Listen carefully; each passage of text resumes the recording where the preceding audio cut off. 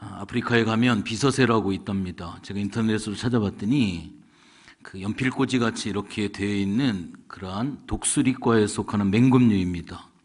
날개를 쭉 펼치면 2m 정도가 되어지는, 그래서 하늘을 높이 날면서 그 두더지라든지 이런 것들을 굉장히 잘 잡아먹는 그러한 새가 바로 이 비서새라고, 인터넷을 제가 보지는 못했지만 인터넷을 찾아보니까 그렇게 나와 있더라고요. 그런데 이 비서새의 단점이 하나가 있습니다. 그게 바로 무엇이냐면 이렇게 잘 먹이도 잘 잡고 잘 놀다가 갑작스러운 어떤 당황스러운 일을 만나게 되어지면 꼼짝도 하지도 못하고 날지도 못하고 결과적으로 다른 동물에 의해서 이 비서새가 잡혀 먹게 되어진다고 하는 거죠.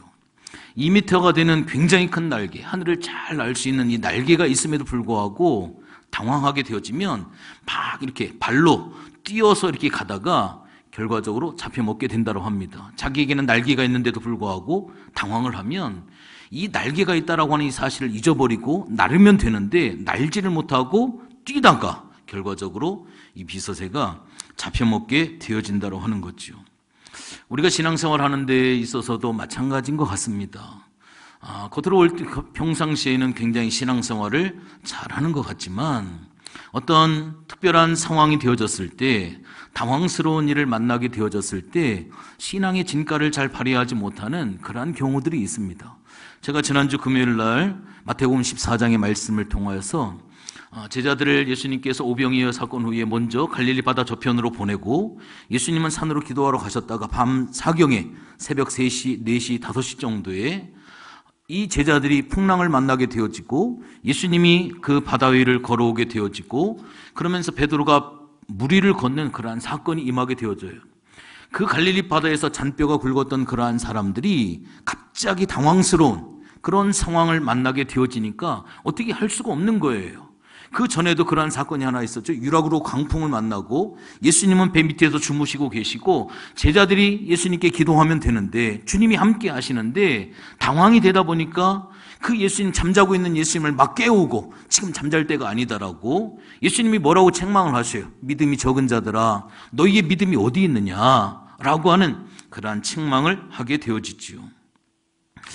여러분들 신앙생활을 하게 되어지다 보면 내 신앙을 지키기가 굉장히 어려울 때가 있습니다. 두 가지 상황이 굉장히 신앙을 지키기가 어려워요. 첫 번째는 굉장히 삶이 평안할 때 도리어 신앙을 지키기가 굉장히 어렵습니다. 그 다음에 두 번째는 언제 신앙을 지키기 어려울까요?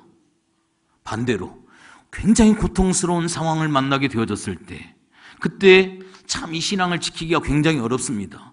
여러분들 전문적인 산악인은 이 동산 같은 데를 올라갈 때 진가가 나타나는 것이 아니에요. 전문적인 산악인은 히말라야라든지 굉장히 험난한 그러한 곳으로 갈 때 산악인의 진가가 나타나는 거예요. 뱃사공도 마찬가지입니다. 평탄한 호수에서는 그 뱃사공이 어떠한 실력을 가지고 있는지 진가가 나타나지 않습니다. 풍랑이 일어나고 광풍이 일고 험난한 파도가 일렁거릴 때 그때 노련한 뱃사공은 바로 그때서야 진정한 진가가 나타나게 되어져 있습니다. 여러분들 우리의 신앙이라고 하는 것도 마찬가지인 것 같아요. 평소에는 굉장히 믿음이 좋고 신앙이 좋은 것, 이거 진가가 잘 나타나지 않습니다. 저 사람이 정말로 믿음이 있고 신앙이 좋은지는 잘 보여지지가 아니에요.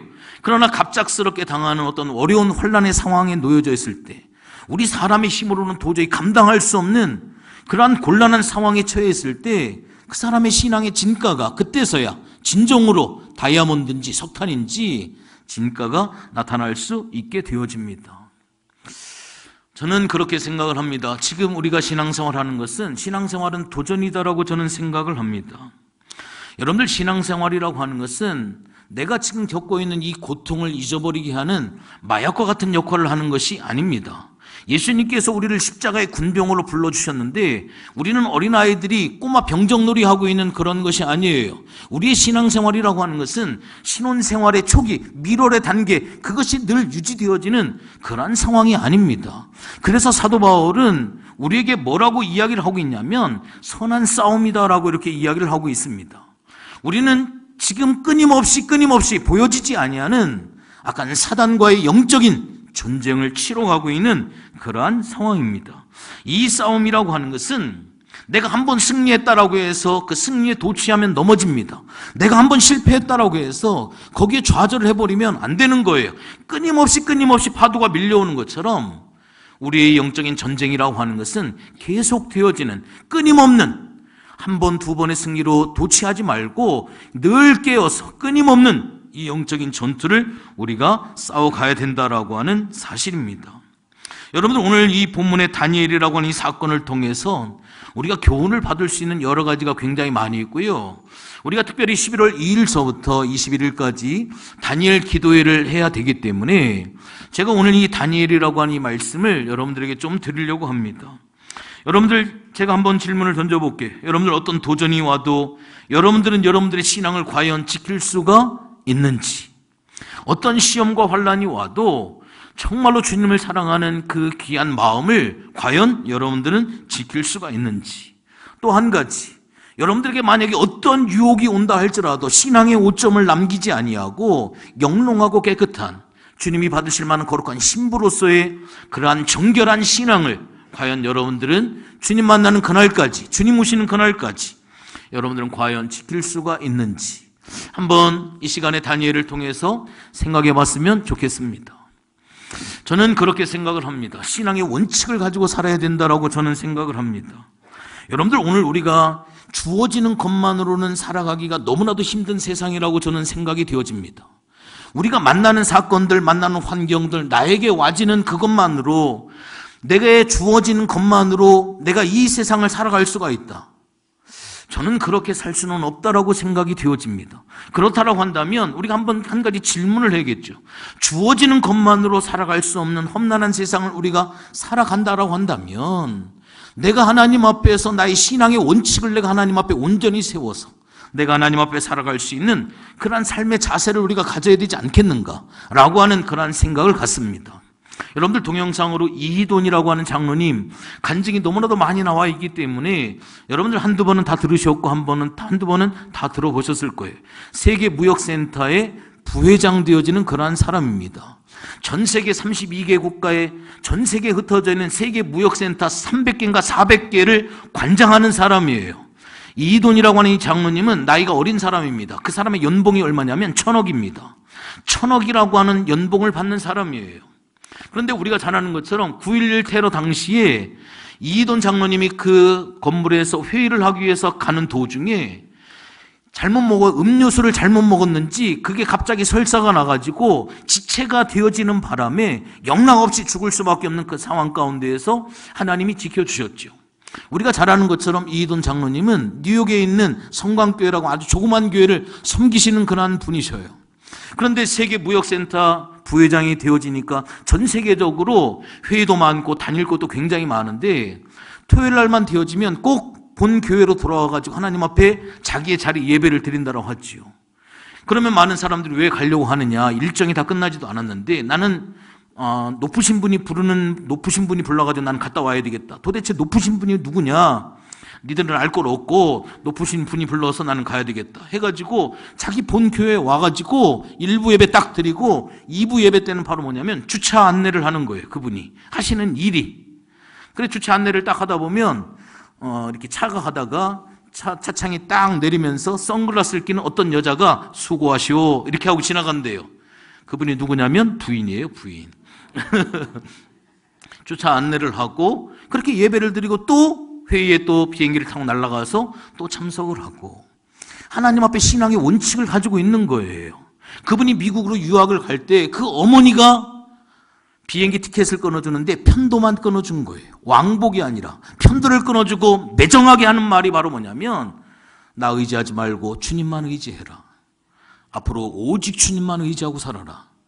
그래서 그 말을 가지고 그 미국에서 유학 생활을 하고 어려운 가운데 자기 수입의 90%를 하나님 앞에 드리고 가난한 사람들을 도와주고 그러면서 학업을 마치고 그 하나님 앞에 자기 신앙의 원칙을 가지고 하나님 앞에 신앙생활하는 거예요. 제가 꼭 여기서 주일 성수해라 11조해라 이런 거 얘기하지 않겠어요. 상황이 있기 때문에. 그러나 그 원칙들을 우리가 앞으로 하나님 앞에 세워가는 것 굉장히 중요합니다. 제가 왜 이 말씀을 드리냐면 우리는 하나님 앞에 뭔가를 생각을 할 때 내가 하나님 주의를 지키겠습니다. 아이고, 이 주일을 어떻게 지키나? 내가 11조를 하나님 앞에 드리겠습니다. 내가 어떻게 이 11조를 드리나? 생활도 힘들고 어려운데 우리는 그거를 생각을 하죠. 저는 그거는 생각하지 아니하고요. 저는 그 후에 다른 것들을 생각합니다. 내가 하나님 앞에 이렇게 결심하면 하나님께서 행하실 일들을 저는 생각을 해요. 내가 하나님 앞에 온전히 주일을 성수하겠다라고 생각을 하면 이제는 하나님 행하실 일이 있어요. 뭐를 행하셔야 돼요? 주일날 사고 나지 말아야 되고요. 여러분들 병원에 입원하지 말아야 되고요. 무슨 급한 일이 생기지 말아야 돼. 이건 하나님이 빨리 다 일 처리를 해놓으셔야 돼. 왜? 내가 주일을 지켜야 되니까. 내가 주일을 지키겠다고 하나님 앞에 결심을 했으니까 그 다음서부터는 하나님이 일을 막 하셔야 돼요. 하나님이 행하셔야 돼요. 가장 무서운 사람이 누군지 아세요? 하나님, 올 1년 새벽 예배를 지키겠습니다. 주일을 지키겠다는 사람은 일주일에 한 번씩만 책임져 주면 되는데 새벽 예배를 드리겠다고 하는 사람은 1년 360을 아프지도 말고 입원하지도 말고 사고도 나지 말고 죽지도 말고 이걸 하나님이 다 피하게 하셔야 돼요. 하나님 앞에 생명을 거니까 이이돈 장로님을 하나님 어떻게 피하게 하시잖아요. 피할 길을 내주시고 막아주시고 하나님께서 배탈을 나게 하시든지 어떻게 하시든지 지연을 시키고 어떻게 해서라도 하나님께서 그가 하나님 앞에 약속한 것을 하나님이 지키게 하시는, 앞에 거 생각하지 마시고 어떻게 주일을 지키고 어떻게 11조를 할까, 그거는 생각하지 마시고 그 일을 통해 하나님이 행하실 일들을 생각하시라 이거예요.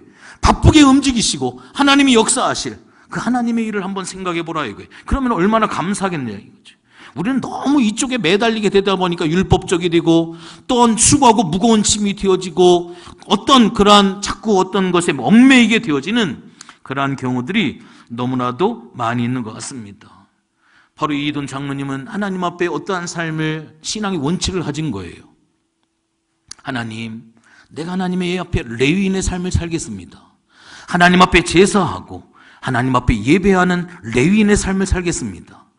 레위인들을 하나님께서 나머지 지파를 통해 하나님이 먹이시고 채우시고 하나님이 책임져 주시잖아요.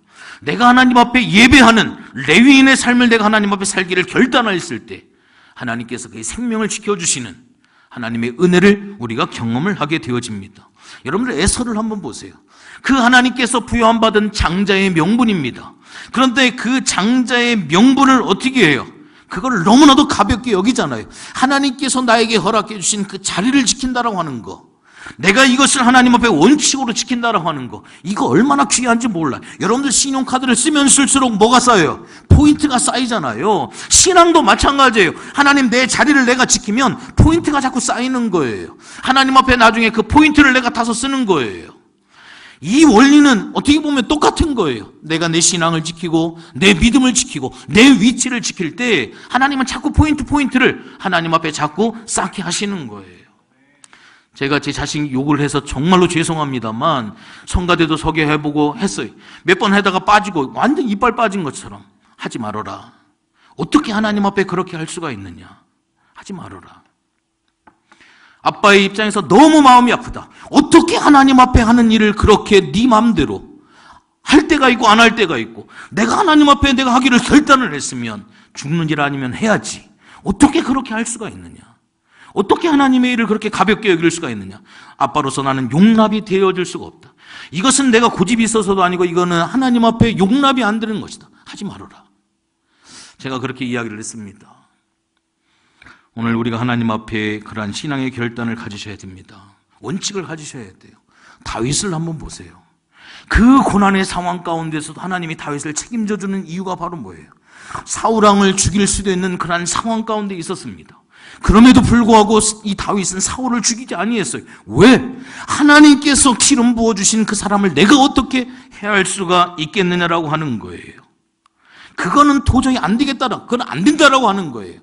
내가 하나님의 동역자를 내가 같이 도와서 하나님의 일을 해야지. 내가 어떻게 그 사람을 내가 죽일 수가 있겠느냐.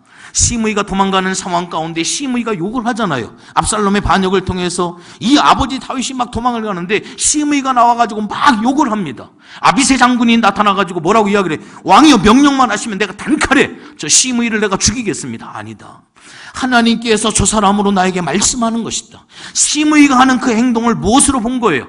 하나님이 하시는 행동으로 본 거예요. 여러분들, 이것이 바로 다윗이 되어졌어요. 이 다윗이 얼마나 하나님이 보시기에 얼마나 이쁘겠습니까? 여러분들, 이게 바로 뭐냐면 절대 원칙인 거예요. 하나님의 행동으로 볼 수 있는 이 절대 원칙, 이 절대 원칙을 지킨다라고 하는 거, 이거는 굉장히 귀한 거예요.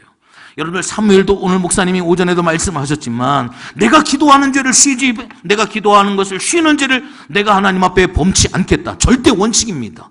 그것은 내가 하나님 앞에 지성소예요. 하나님의 거룩한 지성소를 내가 지키는 거예요. 내가 기도하는 것을 쉬는 죄를 내가 하나님 앞에 범치 않겠다라고 하는 내 신앙의 지성소를 내가 지켜버리는 거예요. 그때 하나님이 책임져 주시는 겁니다.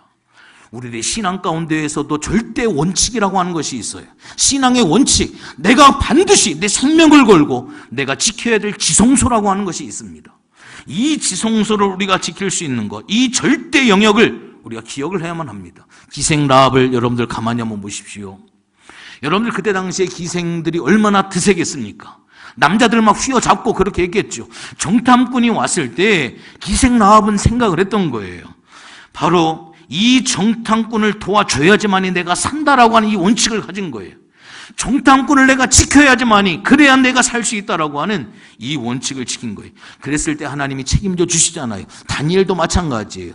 내가 하나님 앞에 왕의 진미를 먹지 아니하고, 내가 하나님 앞에 금신상에 절하지 아니하고, 내가 우상 숭배하지 아니하고, 이것은 하나님 앞에 절대 영역이고, 내가 신앙을 지켜야 될 내 신앙의 원칙, 어떤 목에 칼이 들어와도 내가 절하지 아니하고, 목에 칼이 들어와도 내가 굶어 죽는 한이 있어도 왕의 진미를 내가 입에 대지 않겠다라고 하는 이 신앙의 절대 원칙, 이것을 하나님 앞에 지켰을 때 하나님께서 다니엘을 존귀케 하시는 그러한 모습을 우리가 볼 수가 있습니다. 요셉도 마찬가지죠. 그 형들을 향하여서 당신들 겁내지 마십시오, 당신들이 행한 거 아니요, 하나님께서 이것을 미리 아시고 하나님이 행하신 일이야. 여러분들 보세요. 당장 쳐 죽여도 분이 풀리지 않는 형들의 악행이 있잖아요. 그럼에도 불구하고 그 모든 것들을 뭐로 보는 거예요? 하나님이 행하신 행동으로 보는 거예요. 하나님의 절대 영역으로 보는 거예요. 그래서 이 요셉은 그 형들을 용서를 하죠. 아브라함에게 하나님께서 이삭을 드리려고 했을 때 이 아브라함이 어떻게 합니까? 아닙니다. 할 수 없습니다. 아니죠. 하나님이 말씀하시면 내가 하나님 말씀에 순종하겠다. 이것은 아브라함에게 있어서 신앙의 원칙이고 절대 영역이에요. 이삭을 하나님 앞에 드리잖아요. 이게 가당치나 한 그런 일이겠습니까? 그때 하나님께서 이제야 네가 정말로 나를 사랑하는 줄 알겠다. 그 후에 하나님께서 전에도 약속을 했지만, 내가 너로 하늘의 별과 같이 바다의 모래와 같이 내가 하나님께서 내가 너를 축복을 해주겠다 라고 그 전에도 약속을 했어요. 그러나 이삭을 바친 이 모리아 사건 이후에 하나님께서 이제야 내가 너무 정말로 너를 축복해, 그때서부터 하나님이 일하기 시작을 하시는 거예요. 구체적으로 하나님이 행동하시고 하나님이 역사하셔서 구체적으로 하나님 복을 베풀어 가시는 하나님이 시험에 통과한 거예요. 바로 이제 신앙을 통해 절대 영역, 신앙의 원칙을 지켰을 때 하나님이 그를 축복하시는 그러한 모습을 우리가 볼 수가 있습니다. 오늘 본문의 말씀을 여러분 한번 보십시오. 유대 나라의 여호야김이라고 하는 왕이 통치를 하고 있었을 때 바벨론의 느부갓네살이라고 하는 왕이 침략을 해서 이 남하고 유다를 완전히 초토화를 시켜버립니다. 배운 사람들, 학식이 있는 사람들, 사회적인 지위인 사람들 전부 노예로 끌려가는 그러한 상황입니다. 그러면서 바벨론 문화를 가르치고 우리나라 일제시대 때 일제 문화를 가르쳐 동화 정책을 이렇게 시켰던 것처럼 일본 말을 가르치고 우리나라의 이름을 버리고 일본 이름을 쓰게 하고 명산마다 말뚝을 박아버리고 우리나라의 한글을 하지 못하게 하고 일본 문화를, 이 식민지 동화 정책을 하죠. 완전히 혼합주의를 시켜버리는 거예요. 바벨론도 그 정책을 쓴 거예요. 신앙이 막 혼합시켜버리는 그러한 정책을 쓸 때 굴하지 아니하고 신앙의 절대 원칙을 지켜서 끝까지 신앙을 지켰던 다니엘과 그의 세 친구 사드락과 메삭과 아벳느고의 이야기, 오늘 이 본문의 내용이 바로 그러한 이야기입니다. 어느 날 이 사람들에게 모든 시련이 닥쳐오게 되어지죠. 여러분들, 이 축복과 시련이라고 하는 것은 쌍으로 오게 되어져 있습니다. 그래서 어떤 사람은 축복은 시련의 보자기에 쌓여서 온다라고 이렇게 흔히들 이야기를 많이 하고 있습니다. 만약에 그때 과연 우리들은 어떻게 행해야 할 것인가? 사울왕은 골리앗이 있었을 때 덩치 환경만 보고 굉장히 무서워했지만 다윗은 어떻게 했습니까? 그 큰 덩치를 통해서 대충 던져도 너무 표적이 크다 보니까 그냥 눈 감고 대충 던져도 아무데나 맞겠다라고 하는 신앙을 가지고 나왔을 때 하나님께서 승리를 허락해 주셨죠. 오늘 이 다니엘과 세 친구에게 큰 시련이 닥쳐왔습니다.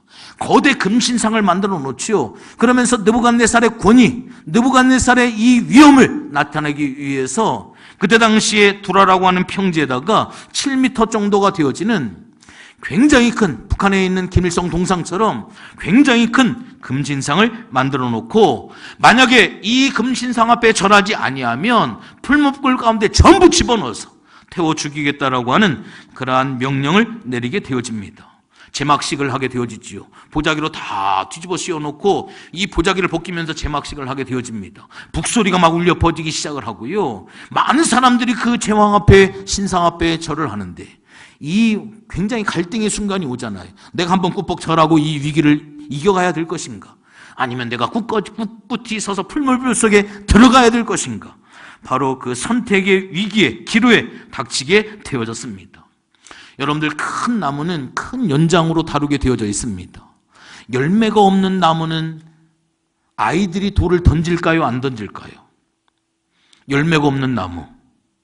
열매가 없는 나무는 아이들도 돌 던지지도 않아요. 그래도 열매가 있어야 그 열매 따려고 돌을 던지지요. 큰 나무는 큰 연장이 필요하고요. 열매가 있기 때문에 돌을 맞는 거예요. 열매조차도 없으면 돌을 맞지 않는다라고 하는 그러한 사실입니다.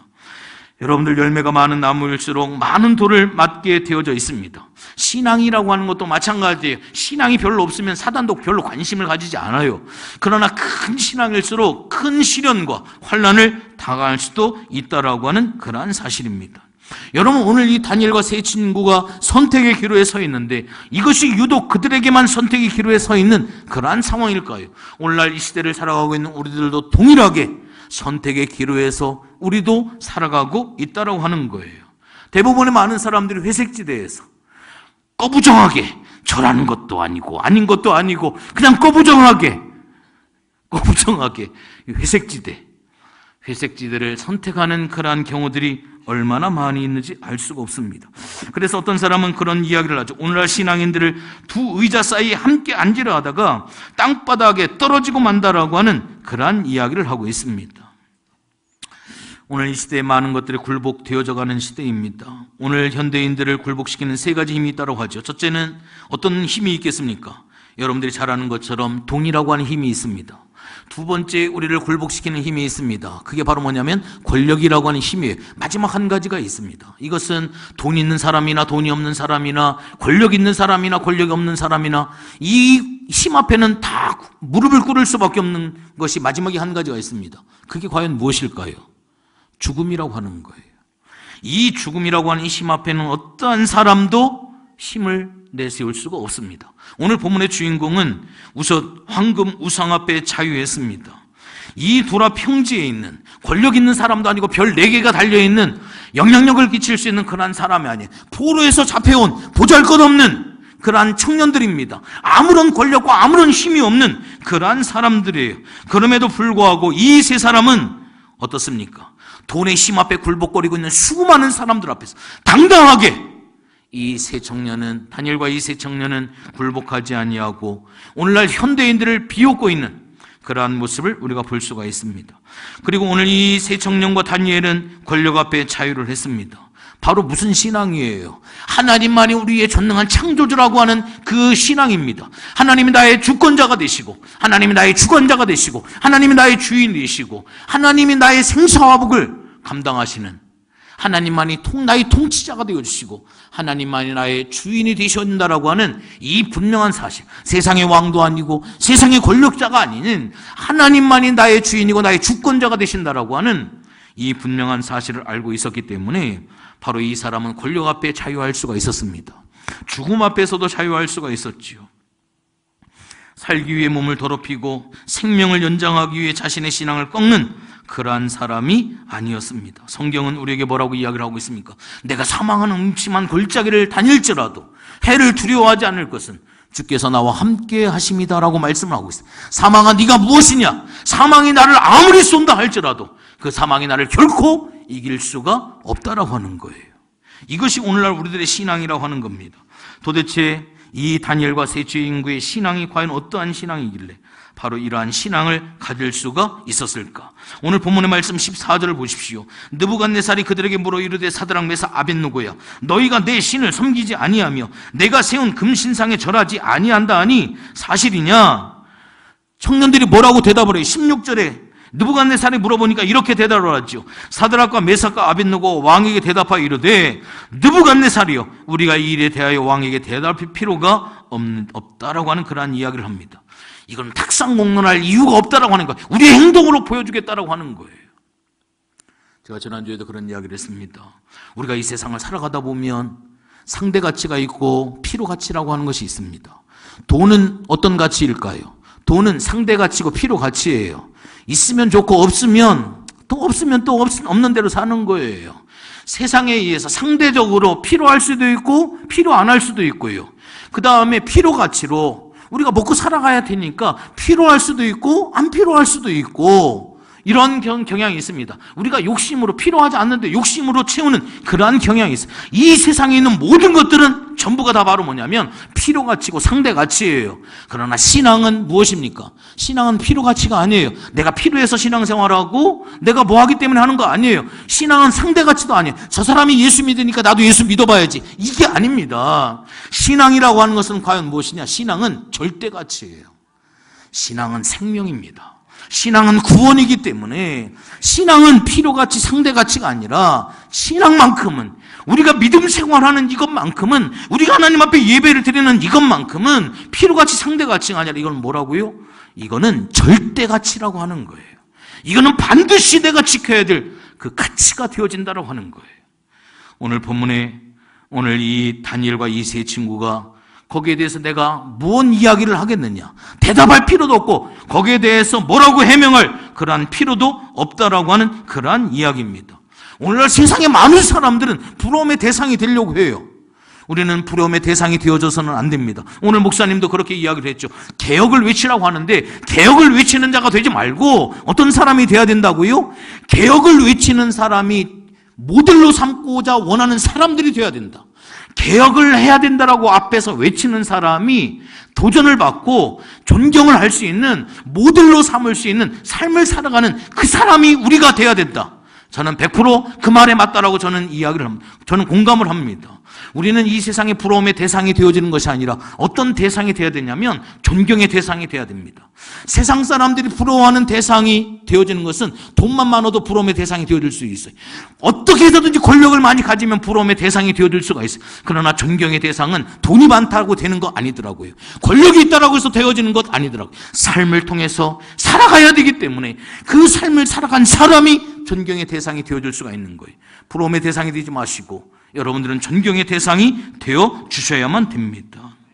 양보해야 할 것은 양보하지 아니하고 당연히 양보하지 않아야 할 것은 너무나도 쉽게 양보해버리는 그러한 여러 가지 상황을 우리가 볼 수가 있습니다. 오늘 이 다니엘과 세 친구는 이 일만큼은 결코 우리가 양보할 수 없다라고 하는 거예요. 여기에 대해서 내가 말로 변명하지 않겠다라고 하는 거예요. 행동으로, 내가 사실적으로 행동으로 보여주겠다라고 하는 거예요. 그게 16절, 우리가 이 일에 대해 대답할 필요가 없습니다 라고 이렇게 이야기를 하고 있습니다. 내가 예수 잘 믿었더니 아파트 한 채가 굴러 들어왔다.